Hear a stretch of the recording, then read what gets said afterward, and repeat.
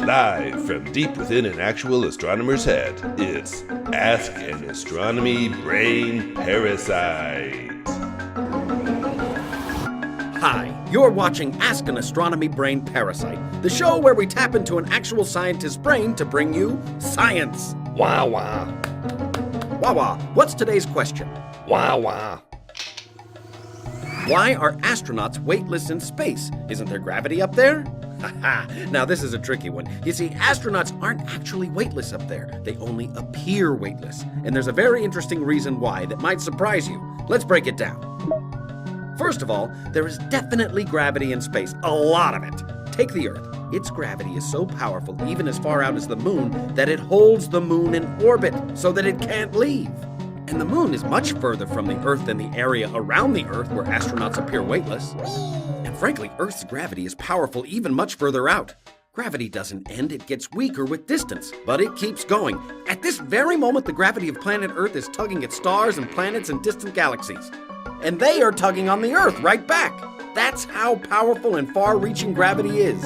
And everything out there has gravity. The other planets, moons, asteroids, never mind the sun, which is the largest source of gravity in our solar system. So with all this gravity everywhere, why do astronauts appear weightless? When we launch astronauts up into orbit, why don't they fall right back down to Earth, or into the sun for that matter? It's for the same reason that the moon doesn't smash into the Earth, or the Earth doesn't get pulled into the sun along with all the other planets. All of these objects are basically in free fall. And when you're falling, you feel weightless. Think about skydivers. When they're falling, they look a lot like weightless astronauts floating around, don't they? Or better yet, imagine being in an elevator. When an elevator begins moving down, you feel a little lighter.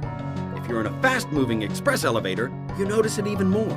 And if there were no elevator cable, you would feel completely weightless. At that point, pushing off from the ground would cause you to float around like an astronaut, at least until you hit the ceiling or the elevator hit the ground. Astronauts appear weightless because they too are in free fall.